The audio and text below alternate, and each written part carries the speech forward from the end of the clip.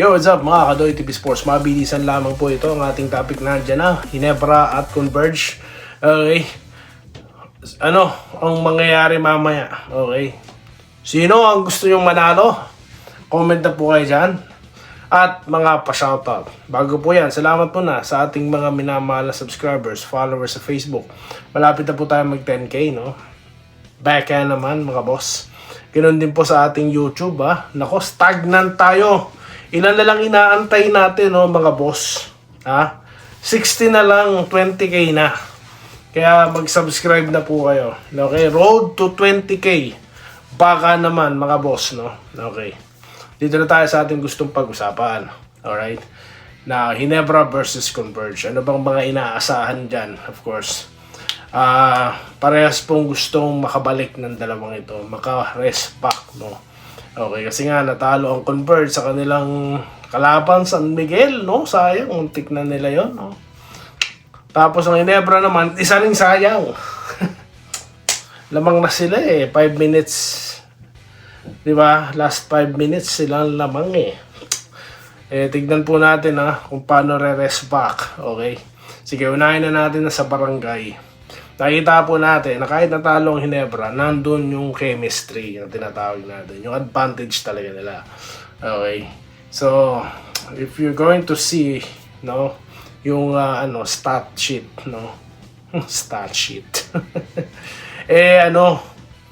Justin Brownlee, 40 plus points. So, parang binuhat na yung Ginebra. Pero kung di kayo nanood ng laban, di nyo po nasaksiyan kung paano po nilolocate ni Brownlee yung kanyang mga kakampi. Okay. Kasi nga, anticipate na yung depensa. So, definitely may malilibre, no? Maganda kung consistent shooter ang pasahan. Pero kung mga inconsistent, wala, masakit sa ulo, mga boss. Okay. So, yan po. At sa larong yan, against NLEX, sumikat po ang daming memes ni Go.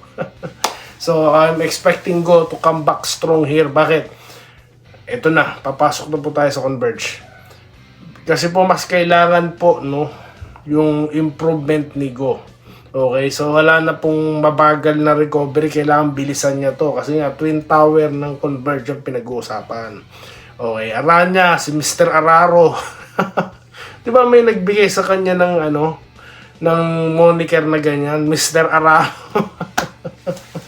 Tapos si Palti, tirahan ka naman sa labas. Offensive reboundan ka niyan. Tapos si Kelly naman po, nag-aabang naman po sa labas yan para mga shot clock, no? Pwede yan, ilalabas sa kanya, no? At hindi nga po papalitan yan. Tulad yan na sinasabi ko, ito naman kasing mga nagmamagaling na, ewan ko, kailangan lang nakapanood ng basketball. Palitan daw. Palitan daw import. Wala Anyway, hindi mangyayari. So, sinabi na ni Doy TV yan. Napaka-premature, mga boss. Napaka-aga naman yung mga palit-palit na yan. Okay, so hindi mangyayari. Okay? So, ngayon, prediction, sinong mananalo? Aba, kung sino po ang ang bandang huli, no? Ang magaling sa crunch time. Okay, kasi nga natalo silang dalawa, 'di ba, sa crunch time. So this time, naman tawag dito. Time nila is their chance na makabawi. Okay, kasi kapag natalo dito Ginebra, nako, malulungkot na naman po. Mahirapan po matulog naman ng mga fans. Linggo pa naman dyan, papasok sa trabaho, kaya kailangan galingan. Kasi saksi po ako na nahihirapan po talagang matulog yung ating mga kabarangay. Okay, pupunta sila rito kay Doy TV. Okay? Tapos, sa Converge naman, nakailang talo na po sila. No, masakit na po siguro, malamang ang tenga nila na marinig, no, or mabasa yung mga pambabash na ginagawa sa kanila nang walang pasintabi pero wala pong muang yung mga nambabash ngayon sa Converge. Unang-una itong mga vlogger, no, na hinahype pang Converge. Ako lang atang vlogger na nagwa-warning sa inyo na hindi porket nagsanib puwersa mga superstar, maganda ng outcome. Mukhang ako lang ang vlogger na sumalungat dyan. Di ba? Yung ibang vlogger dyan ang laki-laki ng channel niya wala po, ini-echo yung mga kabalbalan, no, ng mga hindi naman talaga marunong manood, mag-obserba ng basketball. Okay? So, yan po, abangan natin right after the game. Nako, magko-komentaryo si Doy TV, ha? Diyan po sa bakpakan na yan. Kaya, of course, abangan na lang natin. Kasi nga, mahirap Marami tayo ditong tropang Converge. Alam nyo naman, tayo, no? Friendly tayo sa kanila dahil ang independent team na yan, hinahangan natin. Okay, sa Ginebra naman po, ayoko na kayong pakasahin Di ba? Kaya ganon, manood na lang tayo. Let's enjoy the game, no? It's gonna be a very good basketball na naman po. Very nice game na naman ating mapapanood. Alright? Shoutout na po tayo mga boss. Namiss ko po kayo Okay, hindi na po ako naglabas pa ng content about paano natalo Ginebra kasi sabi ko, di ba? Pag-uusapan natin paano tinalo ng Ginebra ang NLEX kaso natalo naman tayo, so what for mag-content ako? Reels na lang or shorts, pwede na yon, no? Kung gusto ko kumbanatan ng mga haters, pwede nilang puntahan yon. Dito tayo kay Jos Pineda. Salamat din po, sir. Jonathan De Castro, good day, Idol Doy. Kaya pa ng Ginebra yan. Okay. Kaya daw po, Alright, dito tayo, kay good evening daw po, sabi ni Wenceslao Hapon. Okay. Talo, wala naman pong problema. Hindi naman po kailangan perfect, no? Sabi ko nga sa inyo, semis din ang bagsak niyan. Nicanor Semyon, okay, good afternoon, bossing Idol Doy, pa-shoutout Idol Bossing from Cebu. Okay, dito tayo kay Enrique Rivero, good day, good luck daw po. Yes, good luck. Boss Doy, sabi ni Sir Rodrigo Rodriguez, talo Ginebra natin. Kung ikaw ang tatanungin, sa tingin mo, sino ang dahilan ng pagkatalo? Kung ako, kasi ang tatanungin kung sino tingin ko ang dahilan ng pagkatalo, tingin ko si Coach Tim ko na sa ako. Critical minutes si Go at pinasok ni Coach Tim. Marami nang pwede pasok. Alam niyo po, ganito kasi nangyari. Ipinasok po si Go para sa rebound. Hindi naman po nagkamali si Coach Tim Con. Di ba nung inbound siya naka-rebound? I mean yung free throw, di ba? Siya, or may sequence na siya naka-rebound. Tapos, nung nakatira po yung Ginebra, hindi pumasok. Na-rebound naman niya. Kaso, di lang natanganan ng husto yung bola. Nadulas sa kamay niya. Okay. Intindihin na lang natin yung tao. May mga aksidente po na, kaya nga aksidente, hindi gusto. Di ba? Okay lang yon, tapos naman na. He learned his lesson, okay?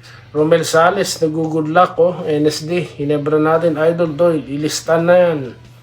Nako, mahirap po maglista. Huwag na muna tayo maglista ngayon. Nako Doy, ang nangyayari, sayang ginawa ni JB, yun na nga no? Sayang.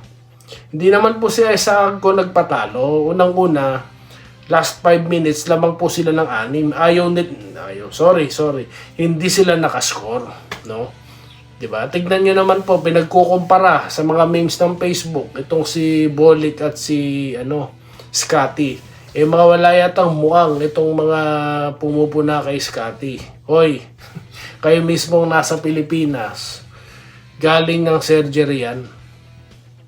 Game day po yan, decision kung maglalaro. Kayo kaya operahan. Paglaruin ko kayo. Sabagay, mga di naman din marunong mag-basketball yung mga puro negatibong bunganga kasi wala silang alam. Hindi nila alam ang posisyon sa loob ng court. Baka mangisa yan doon pag nasa court yung mga yan, sa nervous, baka maihi. Ang gusto lang nila mang-pass, no? Kaya di kayo po pwede kay Doy TV. Great. Ang dapat bantayan si Lelaine, Bolik at Semera. Di ba sinabi ko na yan? Yung mga corner pocket shot sa 3-point shot ni Semera. Di ba sinabi ko na yan? Bakit nagiging open pa rin kasi yan? Yung Winston, yung perimeter niya, ilang beses kung pinupuna yan. Yun lang naman ang babantayan nagtataka naman kasi ako bakit nagiging open. Alam ng shooter. No? Di ba pwedeng lagyan na ng stationary guard yan? Hindi na makakatira yan. Mag-iisip sila ng ibang paraan. Bakit ibibigay yung play na gusto nila? Hindi rin ko rin maintindihan, no, sa mga coach.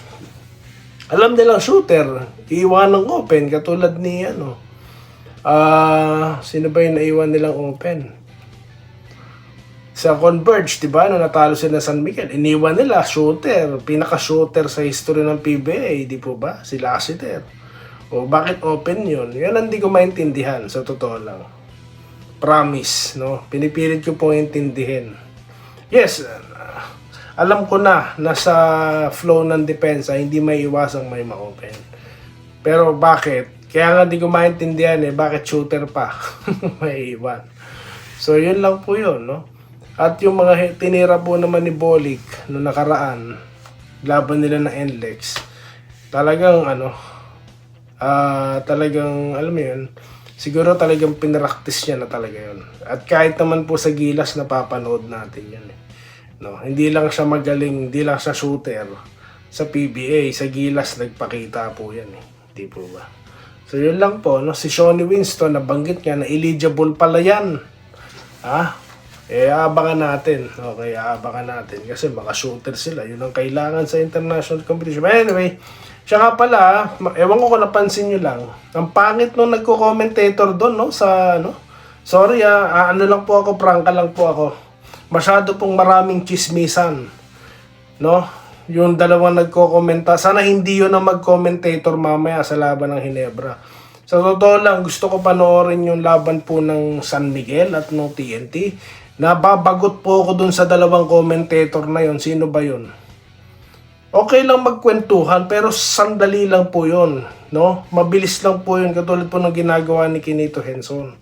Tapos, mainly ang pag-uusapan yung laro talaga. Hawak ng bola ni Crisano, pinasa kay Elmer Lago, tira ganun po ang pagkokomenta, commentator.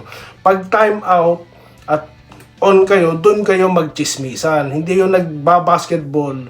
Itong si David, yung magandang announcer, pag-uusapan nila, no? Too much, no? Ewan ko kung may director ng PBA, dapat pansinin nyo yan. Parang nagbablog yung dalawang commentator na yun, no? Pasintabi, pero first time ko makarinig ng ganun sa basketball. Nanonood ako, kaya gustuin ko man panoorin yung replay, hindi ko na pinanood dahil sa dalawang commentator na yun. Ewan ko pasintabi. Salamat po sa inyong lahat, no? Good luck sa ating barangay at sa ating mga converts yan, no? Purple Kapampangan. Salamat po sa inyo lahat. Mabuhay po kayo.